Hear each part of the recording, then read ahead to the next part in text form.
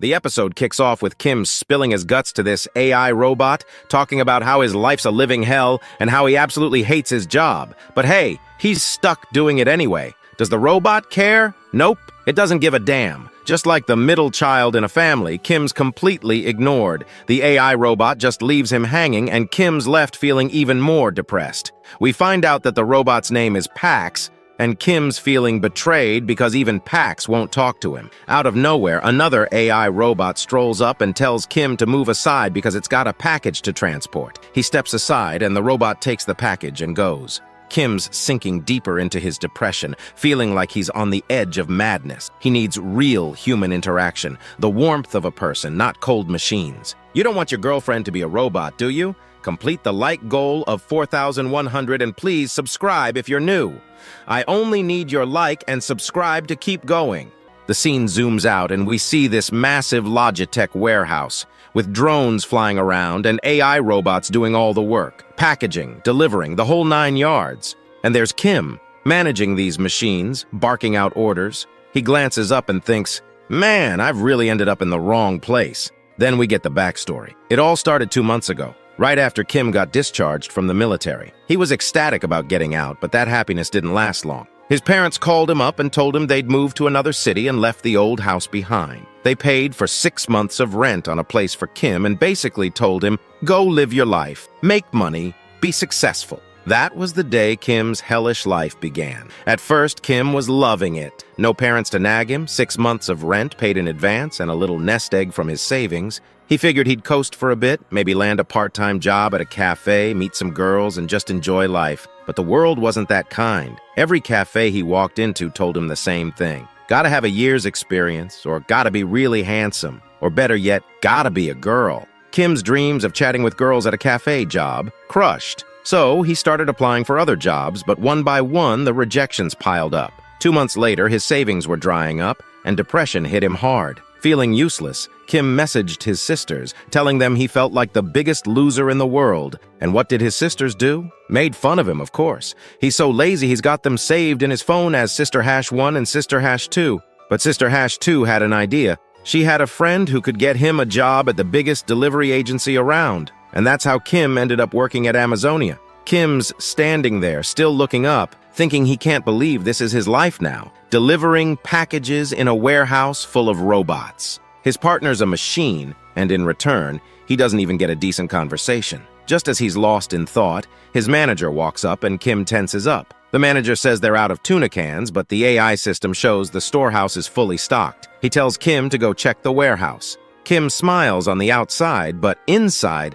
yeah, we all know how miserable he feels. But what else can he do? He heads to the warehouse and starts hunting for tuna cans. After a while, he finds them, climbs a ladder, grabs a box, and just as he's about to head down, bam! He hears a loud noise. Kim spins around and sees the 10-inch thick iron door slam shut. His heart sinks. He runs to the door, grabs the handle, and tries to yank it open, but no luck. In a panic, he calls his manager, but no answer. Now Kim's frustrated. He thinks about calling 911, but decides against it. Maybe it's just a technical glitch. He's not locked in a freezer or anything. It's not like he's going to run out of oxygen anytime soon. No need to blow this out of proportion, right? If he calls 911 for something small like this, his manager might flip out. So Kim waits, but he's bored. He snaps a selfie, sends it to Sister Hash 2, and tells her he's stuck in the warehouse. He figures he'll wait until evening, and if nobody shows up, then he'll call 911. She laughs, but then suddenly texts back, saying a building outside her place collapsed.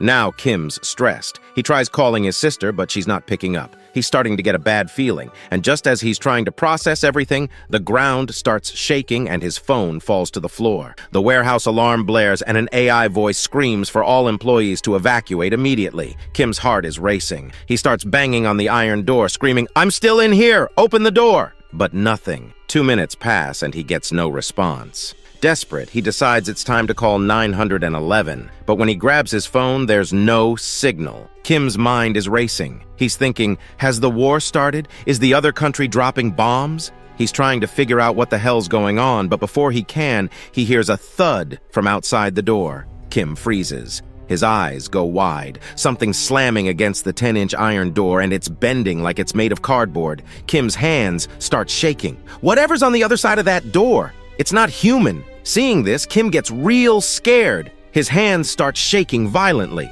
At that moment, Kim realizes that whatever's happening is getting real scary. He hears the sound of a horn from outside. If Kim makes any noise, his death is certain. He stands still like a statue, frozen in place. Kim knows that whoever is on the other side of that door is not human. He starts sweating out of fear. Kim sits down on the floor, terrified. He's praying that whatever is happening will just end soon. Kim thinks this must be a nightmare. He tells himself, once I open my eyes, it'll all be over. But sadly, this isn't a dream. Kim falls asleep there, and when he wakes up, he's still in the same warehouse. It's packed with food and resources, so Kim grabs a box of tuna and starts eating it. Turns out it's been 3 days since Kim got trapped in that warehouse. No one's come to save him, and despite trying to call again and again, there's still no network. Kim realizes something big is going on outside, but he has no idea what. He's confused, wondering, is there a war going on? The alarm that was blaring loud for days has gone quiet since yesterday, so at least now Kim can sleep. But he's thinking, how long can I last here? His battery is about to die too. If he stays trapped, he's done for. Kim's just sitting there praying that his sister's mom and dad are safe. He hopes some soldier will come and rescue him. But then, out of nowhere, a notification pops up in front of his eyes. It says, "You have been chosen. Check your awakened ability." A holographic notification hovers in front of him, and another one soon follows. It says Kim's special ability is subspace, and that he can store any object in front of him inside this subspace, but he can only use it once. Seeing this, Kim smiles, a little crazy, and says, "Finally, I've lost my mind." After being alone for months and now trapped for 3 days, it feels like Kim has finally gone mad. He can't even tell the difference between fantasy and reality anymore, but with a smile, he thinks, hey, lasting 3 days in this situation is impressive. If he's really gone mad, might as well act like it, right? Kim sees it says he can store anything in his subspace, so he says, I want to store this entire logistics warehouse. The system confirms, and when Kim says yes, the entire warehouse disappears. Kim suddenly falls to the ground with a bang. He's confused. He gets up, looks around, and is shocked to see that the sky has turned yellow. All the trucks are upside down, and then he sees his boss lying dead, crushed by something big, with his guts spilling out. Seeing this, Kim feels disgusted. He almost pukes, and then he does. While this is happening, the system notifies Kim that the storing has begun. An operating system suitable for Kim has been found, but because he put such a big object in his subspace, it'll take time for the whole logistics center to be fully stored. We see a progress bar showing 6%, but Kim's too busy puking to care. Suddenly he hears loud footsteps approaching. Kim sees a huge shadow behind him. It's the same growling sound he heard when the doors were slamming loudly before. Now Kim knows there's a monstrous creature standing behind him. We see it, a 15-foot-tall orc with big teeth, red eyes, and blood all over its body, standing right behind Kim. He's drenched in sweat. Kim keeps telling himself, calm down. That noise could just be a gorilla or a bear. Maybe it's just a wild animal, right? Without looking back, Kim starts running, thinking, whatever it is, it's not focused on me yet. If I run, maybe I can get away. But as soon as Kim takes off, the orc growls loudly. Kim glances back, and as soon as he does, his eyes go wide, because a real monster orc is chasing after him. Kim starts screaming, running even faster, but his foot slips in his boss's blood and guts, and he nearly wipes out. He's freaking out, unable to process what an orc or some fantasy monster is doing here. He doesn't understand what's happening, and the orc is closing in fast. If this keeps up, the orc's gonna catch him in just a few seconds. Kim realizes his death is inevitable. But suddenly, the system notification pops up again. It says, synchronization complete, you can now enter your subspace. The orc is just a few feet away. Kim yells, yes! Without thinking, and a portal opens in front of him. Just as the orc raises its hand to grab him, the portal sucks Kim inside. Now, Kim's standing inside the portal, eyes closed, thinking, am I in heaven? But when he opens his eyes, he's shocked. The orc is still there, staring at him from the other side of the portal, but it can't come in. With a shocked face, Kim asks, why can't it get inside? Just then, a drone flies in and explains that no one can enter the subspace except Kim. Without his permission, no one can get in. Kim's stunned by how human-like the drone is. He looks around and realizes he's standing in the logistics center where he used to work. Damn! Kim just unlocked Amazon. Domain expansion. Kim was confused and amazed. He asked the system, Did you really put the entire Logitech facility inside my subspace, or are the subspace and the warehouse merged? The system confirmed it. Yes, the entire place was now inside his subspace. The same robots were all there, moving like nothing happened. Then the system announced, "Since you've entered the subspace for the first time, you'll receive a reward for completing the tutorial." A 1-mana stone materialized in Kim's hand, but before he could even figure out what the hell it was, the monster outside started slamming against the portal. The noise startled him, and for a moment Kim almost forgot he was being chased by a fucking monster. The orc growled, drooling, staring at Kim with bloodlust. It couldn't wait to tear him apart. Panicking, Kim frantically shouted, "Are you sure the monsters can't get in?" The system calmly confirmed that nothing could enter the subspace without his permission. Then the system window flashed again, stating that the PAX Fulfillment Center was a 5-story building, covering 33,000 square meters. It had every product needed to improve customers' lives, with a shipping speed of 60 kilometers per hour and a shipment size limit of 2 meters per package. Kim blinked, just as clueless as we are, and muttered, "What the hell does shipping speed even mean at 60 kilometers per hour? But before he could make sense of it, the system further confused him, revealing there were only 2 minutes left until maintenance. "Wait, what?" Kim asked, confused and a bit worried. "Is the whole logistics center going to shut down after 2 minutes?" The drone confirmed this, but added that he could use the Mana Stone to supply energy and keep the facility running. Since Kim had just 1 Mana Stone, it would power the entire place for the next 24 hours. Kim was blown away by the efficiency of the stone, but the drone quickly explained that when the PAX Fulfillment Center was stored inside the subspace, the energy system had been modified to fit its new environment. "So this whole facility runs on Mana Stones?" Kim asked, skeptical. "Is this real or is this just some sci-fi bullshit?" Before the drone could respond, the lights suddenly went out and the drone started flashing warning signals. The PAX system chimed in, explaining that the energy supply to the facility had been cut off, and if it wasn't restored soon, PAX Fresh products would start rotting. PAX Fresh was responsible for storing and delivering everything from fresh vegetables to meat, all kept in frozen and refrigerated conditions. Kim glanced back at the monster, glaring at him through the portal, and realized that the outside world was basically a war zone. In this situation, food was crucial for survival. With the freezers and refrigerators losing power, it was a huge problem. "Is the Mana Stone really a substitute for electricity?" Kim asked, not entirely convinced. The drone confirmed it, so Kim asked the next obvious question. "How do I get more Mana Stones?" The drone replied in a matter-of-fact tone, "You can obtain Mana Stones from beings of another world." Well, that wasn't exactly comforting. Our boy Kim was not thrilled at the idea of fighting some muscle-bound monster that could rip him apart like paper. "Use the Mana Stone for now," Kim sighed,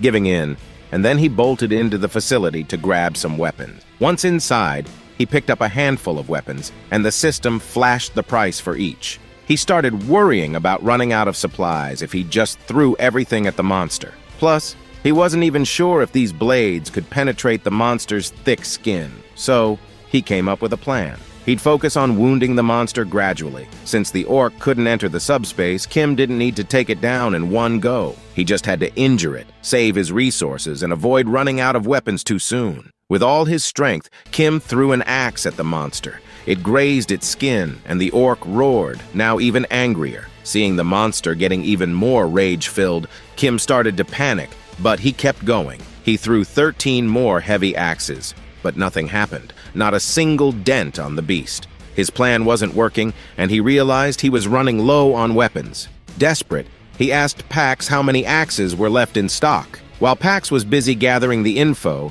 Kim thought to himself, should I throw a bowling ball? Maybe he should aim for the dangling flesh on the orc. Yeah, that might do some damage. But then Pax shocked Kim with the response. There are 15 more heavy axes remaining. Wait, what? Kim said, baffled. He had just counted. There were only 15, and he'd already used 14. That meant there should only be one left. He quickly asked for the location of these extra axes. Once Kim reaches the storage area, he's shocked to see 15 axes scattered all over the floor. He questions why there are 15 axes when there should only be one. Pax explains in its calm, robotic tone that this is one of Kim's abilities. He can duplicate any item inside his subspace, except mana stones. This revelation hits hard. If what Pax says is true, then Kim has access to infinite stocks of weapons. The system confirms it, leaving Kim relieved. He doesn't need to worry about running out of weapons ever again. He could just toss axes at the monster all day long without depleting his stock. Feeling a bit cocky, Kim jokes to Pax, saying, "At this rate, my shoulder's gonna give out before this thing dies." Pax, ever the helpful system, suggests something interesting. Why don't you try the automatic shipment system? Pax explains that Kim can ship one object every 30 seconds, and if he wants to reduce the shipment time, he can upgrade his subspace level using mana stones. Kim's like, "Wait, what? Ship an axe to the orc? How?"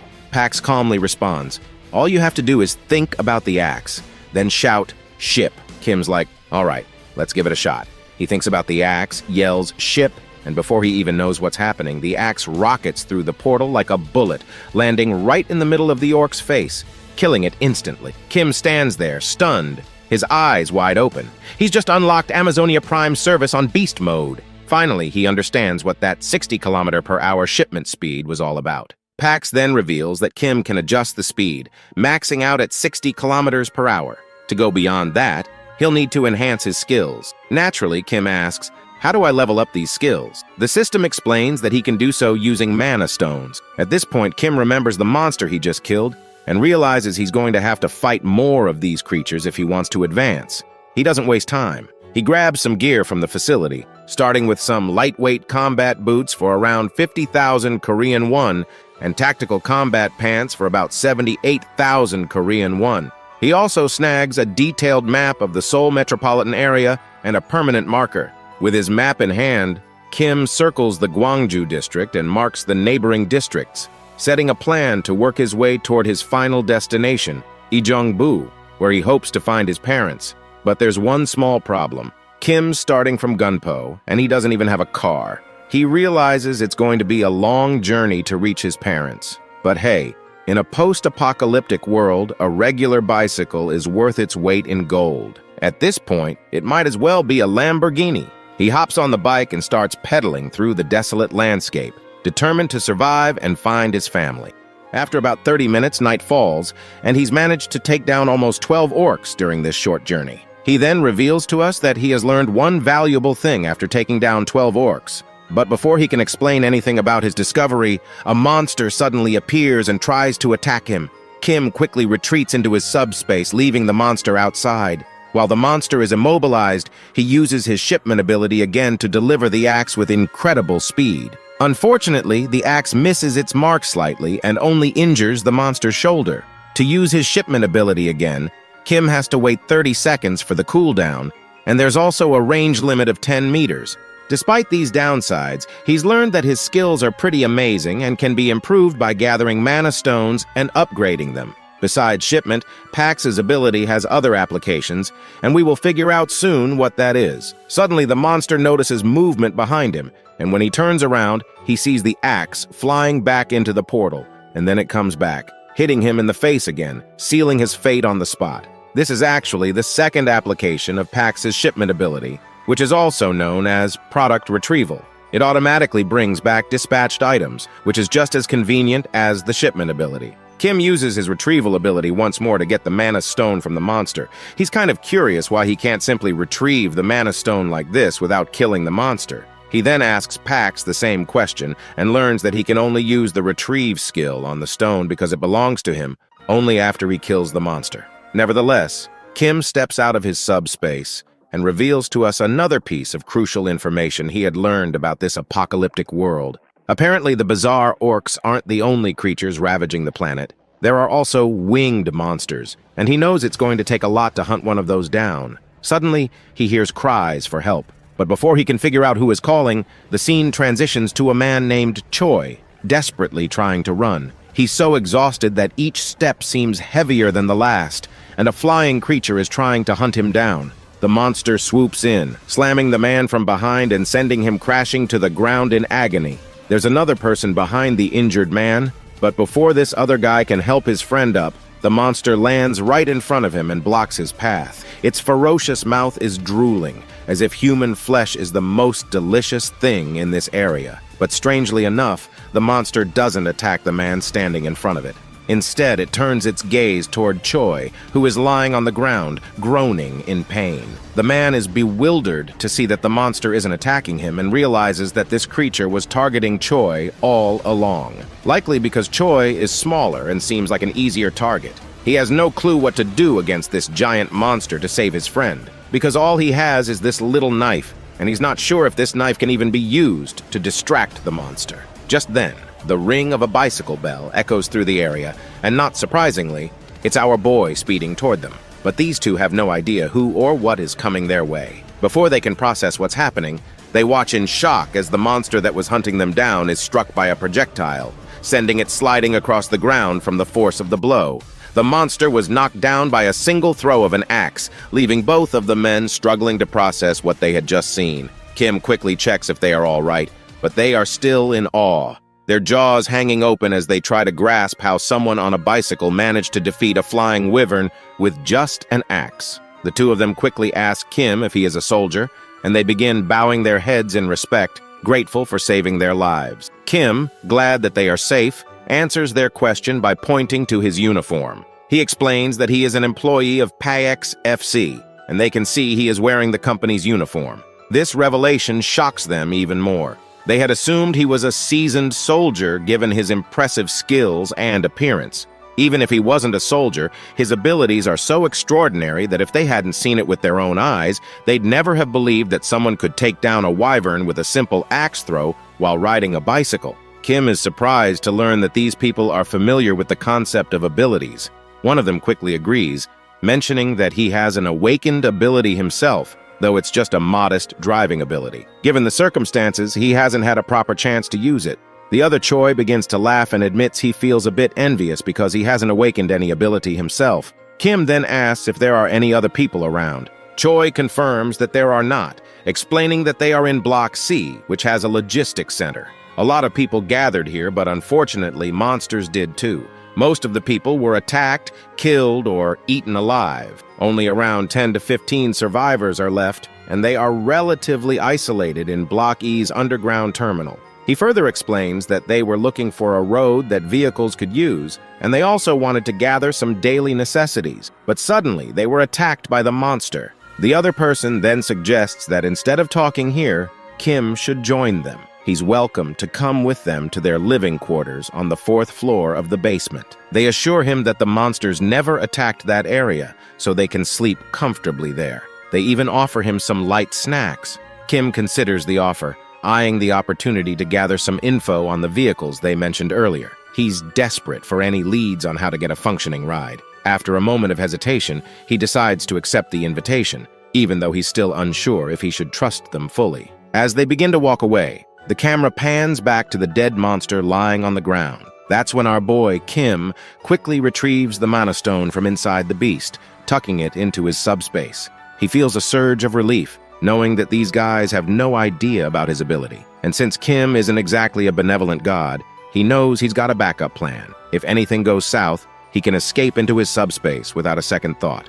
A while later, they finally reach the basement. As they walk in, Kim's eyes widen in shock. He sees a man who looks like he's just taken down an orc all by himself. Kim's heart skips a beat. This guy is no joke. The atmosphere inside the basement is tense, and Kim starts to realize just how dangerous this place really is. He's definitely scared, but he's got to keep his cool.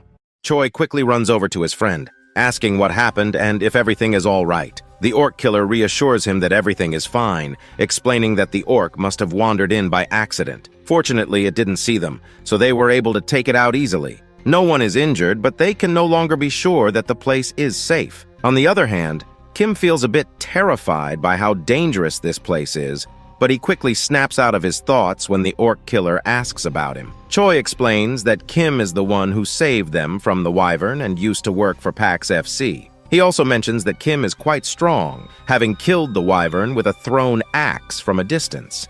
Everyone is amazed and curious about what kind of ability he might have. At that moment, a woman rushes toward Kim, absolutely thrilled that he saved Yongsu and Choi. She's so grateful that she begins doing a happy dance. The others start to gather around him, showering him with praise. Kim tries to downplay it, saying he was just doing what he had to do. Just as our boy is getting so much attention, Choi tries to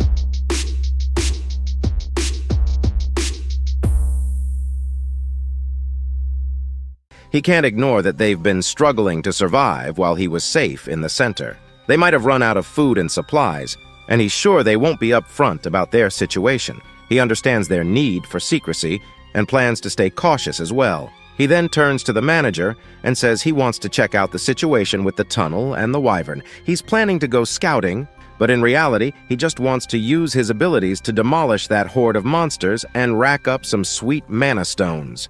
The scene then flashes back a little. After taking down a bunch of monsters, he's saved up 5 magic stones.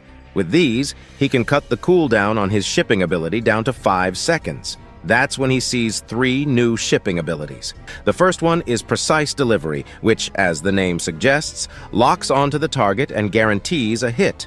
The second is Simultaneous Delivery, which lets him ship up to 2 items at once.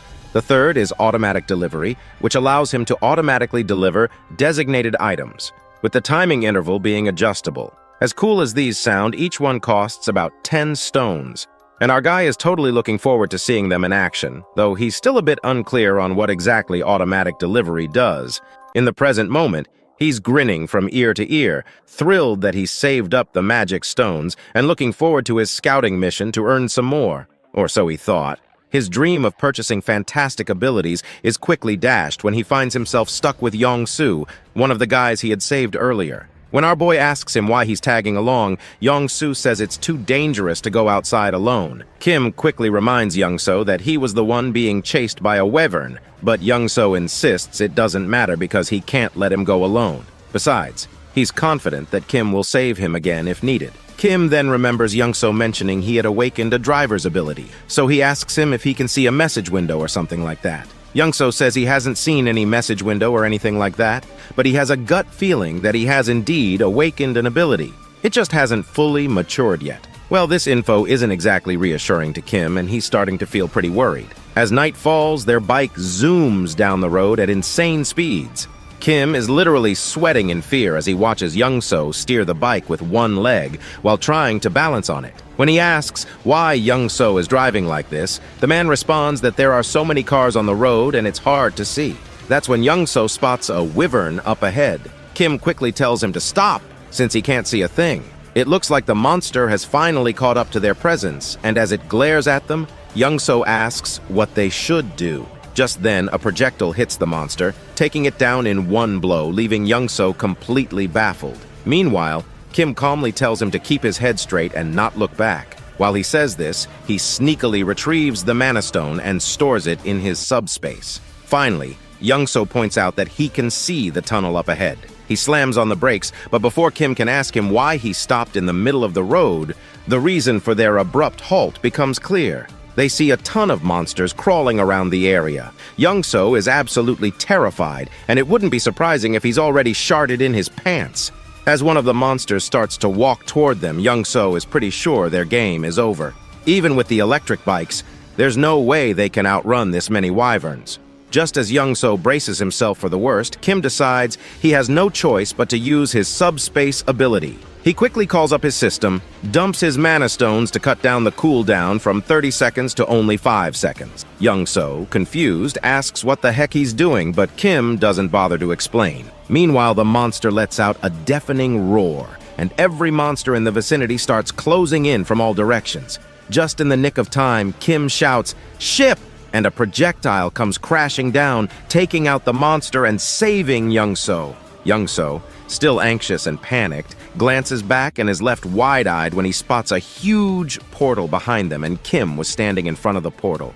Then we see Kim upgrading his subspace 6 times, reducing the cooldown time of shipment to just 5 seconds. Pax explains that if Kim wants to reduce the shipment time even more, he'll have to upgrade his subspace level further using mana stones. On the other hand, after taking down the monster, Kim quickly grabs the mana stones from it and tells Yong-Soo to stick close, because that's the only way he can keep him safe. Yong-Soo, still clueless about what's going on, nods and follows, though he's wondering why there's a whole logistics center behind them. Just then, more monsters show up, trying to attack Yong-Soo, but with Kim's Amazonia Prime service in full swing, he takes out a wyvern in one shot. But it ain't over. More wyverns show up, and this time, they're gunning for Yong-Soo. Thinking fast, Kim opens his subspace in front of Yong-Soo, acting like a shield, saving him from the attack. The monsters don't back down, though. They brutally slam into the subspace barrier, but Youngso, caught off guard, stumbles back and falls to the ground. The monster regains its footing and charges again, but Kim slips into his subspace just in time, leaving the creature to crash into the barrier once more. The next second, an axe flies out, taking the monster down in one clean hit. Youngso watches the whole thing in awe, as if he's just witnessed a miracle. He can't believe what he's seeing. The logistics center, the axes flying around like magic. He's starting to see Kim as something more than just a man. To him, Kim is a god, and the tunnel is just a speed bump he can handle without breaking a sweat. As Kim reflects on how everyone in the basement wanted to use the delivery vehicle to safely move food, he realizes the tunnel was just part of the plan for them. Even if they make it through, the monsters will still be out there. But for Kim, it's different. He just needs the vehicle to get from point A to point B. Handling the monsters is just another day at work. Youngso starts feeling a little jealous, thinking how easy it would be if he had Kim's abilities. He could get to his family in no time, but what really puzzles him is why Kim, with all his power, even bothered to help him in the first place. Suddenly they notice the monsters running away. Kim smirks, fascinated. These reptiles are smarter than he thought. They know when to flee instead of charging into certain death. While Kim's retrieving the mana stones, Youngso spots a blue stone hovering in the air and asks what it is. Kim, confused, asks, "You've never seen a mana stone before?" Youngso shakes his head, so Kim explains that he uses them to enhance his abilities. Now Youngso gets it and wonders if he'll ever get a chance to try one himself. Suddenly, Kim understands why Youngso didn't even think to extract the mana stone from the orc. They didn't even know about them. Youngso, still processing everything, points out that with Kim's abilities, he could solo the entire tunnel single-handedly, so why bother coming down to the basement and meeting everyone? Kim, realizing his secret was out, stands there with an awkward smile. Youngso, misunderstanding that look, thinks Kim's real intention was to steal their resources. Kim quickly corrects him. No,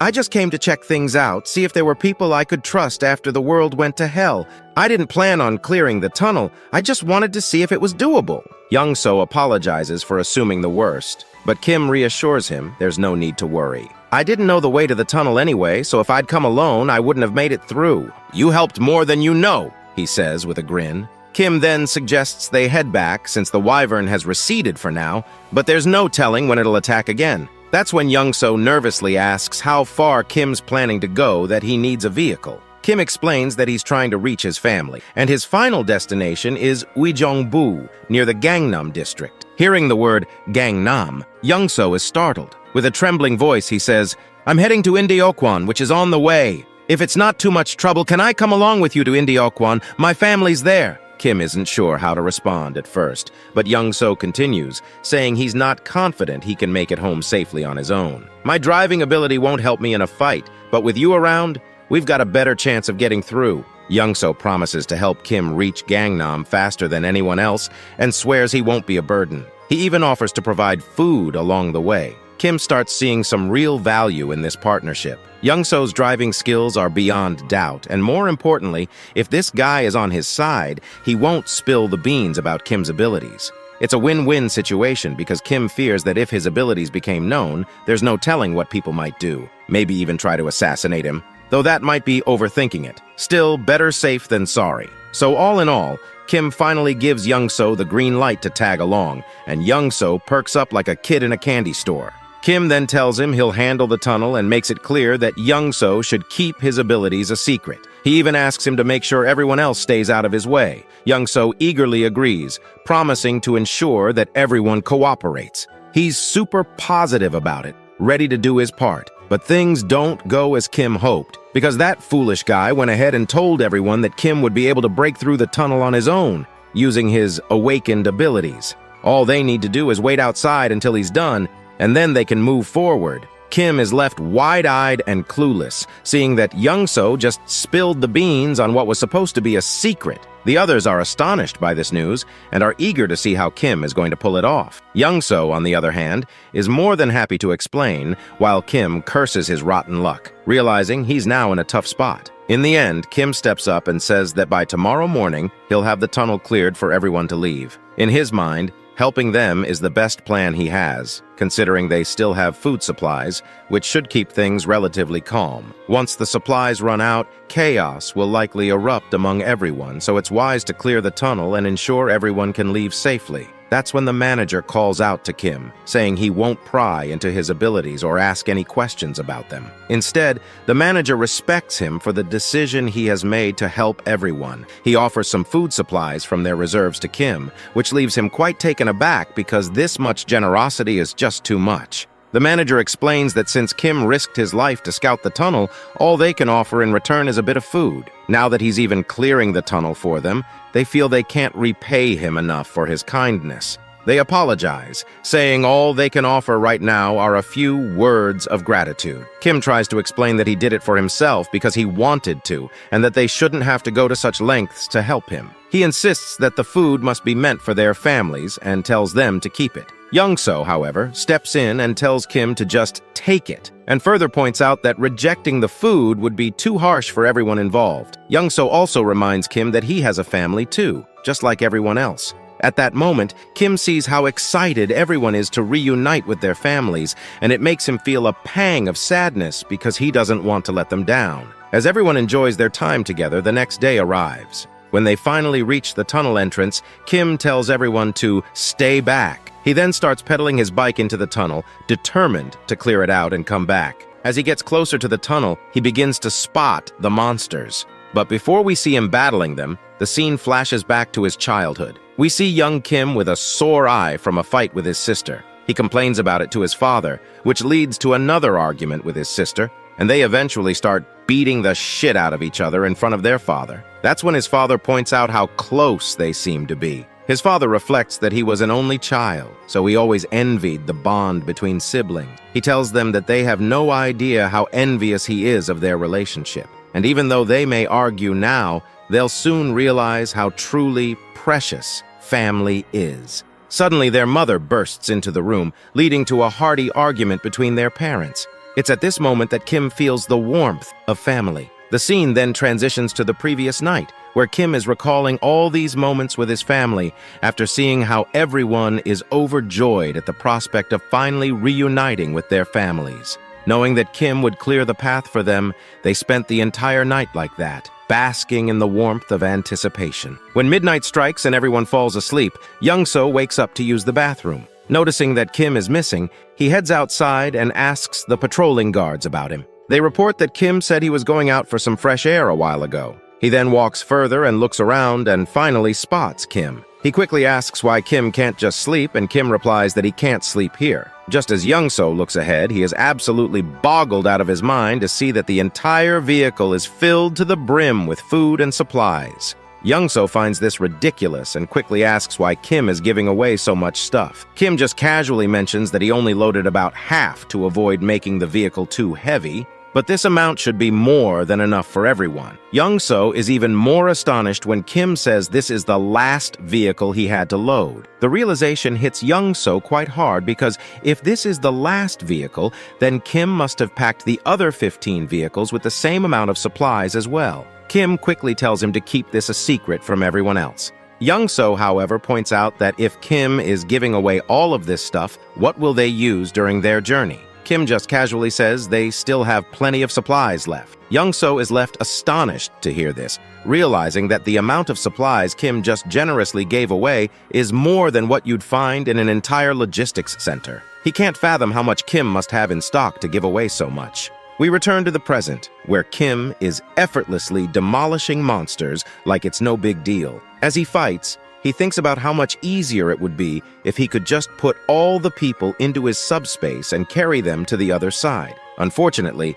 his system states that with the current subspace level, it's not possible. But if he achieves subspace level 2, he could accommodate up to 20 people. To reach that level, he'd need to gather at least 100 mana stones. Kim quickly does a mental tally and notes that there are at most about 40 monsters, with a few running away. Given the numbers, leveling up here isn't feasible. He still needs to think of another way to level up, because he eventually wants to put his own family into the subspace. Suddenly, Kim notices something unusual among the fleeing monsters. A closer look reveals a jacked-up version of a wyvern, and I can tell this is some kind of boss-level monster. Even Kim isn't sure what he's dealing with. We finally cut back to the outside, where everyone is anxiously waiting for Kim to come out. Some are starting to worry if he's okay inside that tunnel. Then, they finally spot him emerging from the tunnel, effortlessly pedaling his bicycle like he's just out for a casual ride. His uniform is smeared in blood, and the group looks on anxiously. But they soon breathe a sigh of relief when they see a smile spreading across our boy's face. They burst into a joyful dance, celebrating the successful completion of their mission. Looks like it's finally time for everyone to part ways and reunite with their loved ones. They express their gratitude to the manager for sticking with them until the very end, hoping he gets home safely as well. Kim hints that if they run into any trouble, they should try opening the cargo hold, as he has prepared a little gift that might be helpful. Everyone is intrigued and curious about the gift, but they eventually get into their respective cargo trucks and start making their way through the traffic. Once they cross the tunnel, they wave their goodbyes one last time and head down their separate road. We then see Kim sitting in the passenger seat, still preoccupied with the monster he saw in the tunnel. He's unsure if it was actually a wyvern, as it fled so quickly he didn't get a good look. He starts wondering if the wyvern he spotted was a leader, or maybe just an adult version of these monsters. But his thoughts are cut off by a weird crunching noise coming from under the truck. When we look near the tires, we see the trucks have run over some dead bodies, and the driver's face is full of sadness from hearing the bones breaking. Even Kim can see the regret on his friend's face, but they got no choice but to keep moving. With bodies and wrecks everywhere, there's no clear path, and it's a mess no matter where they turn. He thinks to himself that if his discharge had been delayed by just 3 months, he might have been one of those dead soldiers. The whole situation is worse than they thought, with monsters still munching on the corpses. Suddenly, Youngso calls out to him, which snaps our boy out of his thoughts. Once he looks ahead, they see the road is blocked up ahead. Youngso points out that the barbed wire looks like it was set up by the military to block something, and they'll have to take another route. He mentions there should be another bridge they can cross. But that's when Kim spots something at the end of the blocked bridge. As we take a closer look, we notice a new type of monster we've never seen before. Now it finally makes sense what the military was trying to block. While Youngso is panicking and considering turning the car around, our boy sees this as an opportunity to level up his subspace. He then notices a narrow sidewalk on the road, perfectly blocked on both sides. He quickly tells Youngso not to turn the car around and asks if he can pass the vehicle through that sidewalk. Kim explains that he's come up with a good plan to get through this situation without having to turn back, and he's thrilled about pushing the truck through a literal pedestrian sidewalk. Youngso is shocked by such a suicidal choice, especially when an orc appears in front, scattering the mutant hounds. The monsters don't seem to be friendly with each other at all. Even though the orc has the advantage in size and strength, the mutated dogs are simply more numerous. The poor orc doesn't stand a chance against such a hungry pack, and their hollow mouths don't stop them from tearing flesh. Kim and Youngso can only watch the blood and flesh flying in every direction. Poor Youngso is really scared, and even though he knows Kim's abilities, he's doubting the sanity of going straight through. Just to be sure, he asks what Kim meant, and if he really plans to cross this bridge. Kim is confident more than his frightened friend realizes. While Youngso tries to gain courage, Kim asks him a strange question. Ever heard of a game where 3 races wage war against each other? It's called Stark, a space strategy game. But Youngso, being much older, has no idea about this game. Kim decides to explain. In the game, players could play on customizable maps and change settings however they wanted. One of Kim's favorite maps involved fending off swarms of monsters with limited units and using terrain to their advantage. And to Kim, this current situation feels just like that map. Of course, Youngso doesn't know why he's being told all this, but his understanding isn't necessary. All he has to do is follow what Kim tells him. First, Youngso has to turn the car around and back up to the barbed wire barrier. Naturally, tearing down the barbed wire makes a ton of noise, attracting the attention of the monster hounds that are busy feasting. Now, it's Kim's turn to get down to business. He activates his system and resorts to the last skill he wasn't even planning to use, but now's the perfect time. He unlocks the auto ship skill by spending 10 magic stones.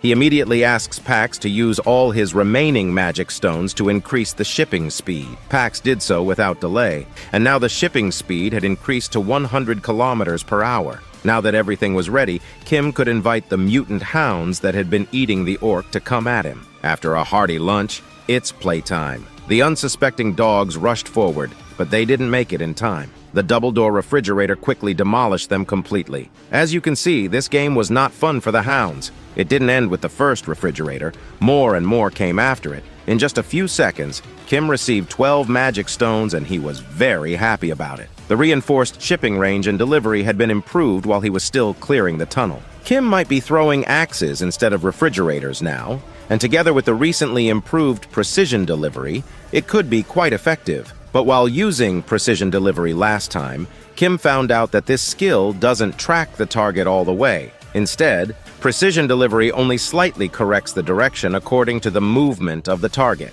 This could be a big problem against these hounds, which are not just fast, but incredibly quick. Even an axe, flying at 100 kilometers per hour, can be dodged by these hounds when attacked from afar. Moreover, these creatures are so fearless that they won't stop, even if one of their kind dies right next to them. Considering the current situation, where the delivery interval is 2.5 seconds, axes won't be enough to hold off their onslaught. But the refrigerator, thanks to its size, is perfectly suited to destroy several targets in a single shipment. Not only is the fridge wide, but it's also heavy enough to take down hounds with just a graze. On top of that, the automatic delivery he had just improved proved to be very convenient. Kim didn't even need to watch the battlefield. The system automatically destroyed any approaching threats. For now, our hero could just rest and relax. The hounds didn't give up, despite not even getting close to Kim. All they could do was howl with rage and keep trying. Let's be honest, though, against the flying refrigerators, they didn't stand a chance.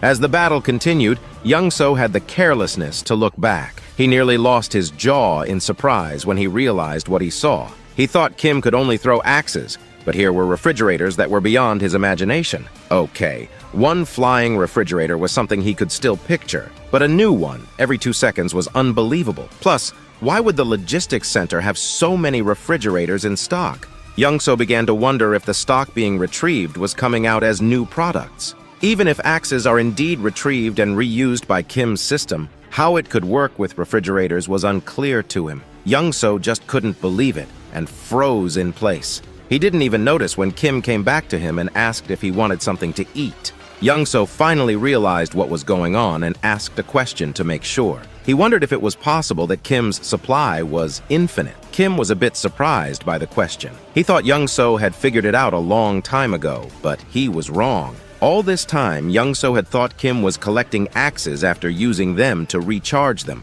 and couldn't even imagine that he actually had an infinite supply. In fact, Kim did indeed collect the axes after use with the system, but only so that they wouldn't lie on the road and accidentally injure someone. Hearing this didn't make Young-So feel any better. He still couldn't believe that items could be infinite. When he came to his senses a little, our hero asked again what he wanted to eat. Young-So had had a difficult day of emotional turmoil, so a Coke Zero and a donut were more than enough for him. While they ate quietly, the delivery system behind them was mercilessly scattering hounds. Young-So was a little ashamed of his stupidity and how he had underestimated Kim's abilities, but he was still grateful for the food, even if it was infinite. Our hero was only happy to share, and was also grateful to Young-So for his trust from the beginning. Now, if Young-So needed anything, he should just let Kim know. Kim had almost everything in stock, but Young-So wasn't in a hurry to overuse someone else's generosity. He had enough of what Kim had done for him, clearing the way of monsters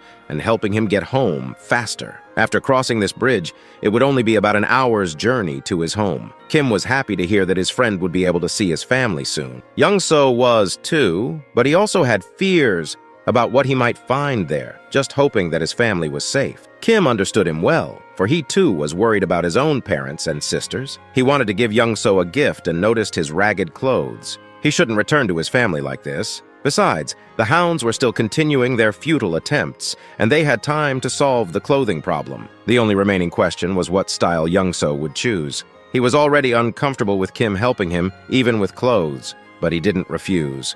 After all, Young-So was sure that Kim had what he needed: aviator glasses and a cool jacket. Just what a top-class driver needed to drive around the apocalyptic landscape. Wow, is that you, Truck-Con? Just in time, the hounds were almost finished. Only a couple more to go. With his new look, Young-So gained an unprecedented confidence.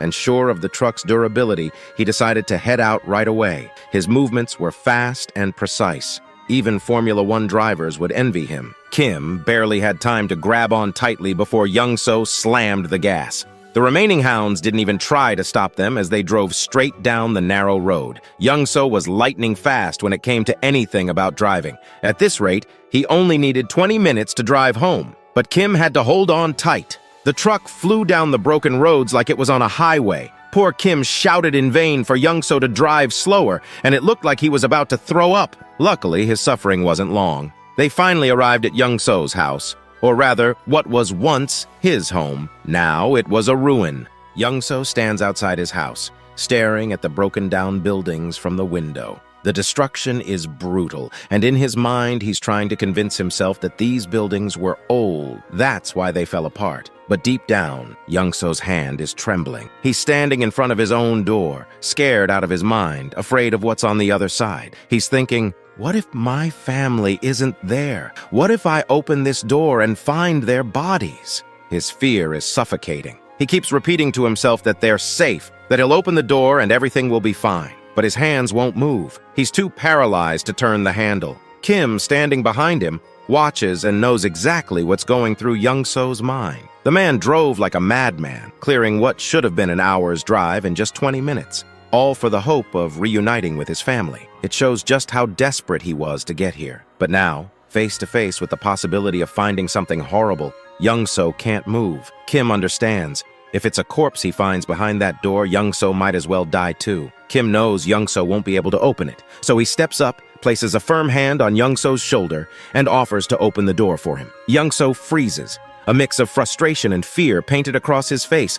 Then, almost on the verge of crying, he begs Kim to do it. Kim, knowing that no one ever wants to confirm their worst nightmare, slowly steps forward. If Kim were in Young-so's shoes, he'd be terrified too. He'd want someone else to open the door for him. So turning back one last time, Kim tells Young-so that he's going to open it. Before Kim can even touch the handle, though, the door swings open from the inside. Both Kim and Young-so freeze in shock. Young-so's eyes widen as he sees his wife and daughter standing there. His wife calls his name in a soft, warm tone, and his daughter cries out, "Daddy!" Young-so's wife starts crying, and before you know it, Young-so's breaking down too. He runs to them, and the three of them hug, tightly as if they'll never let go. It's a raw, emotional moment. Kim, standing a few feet away, just watches, giving them their space. Through the tears, Young-so asks his wife how she knew to open the door. She explains that she heard voices from outside and saw him standing there through the peephole. That's why she opened it. His daughter, still crying, blurts out,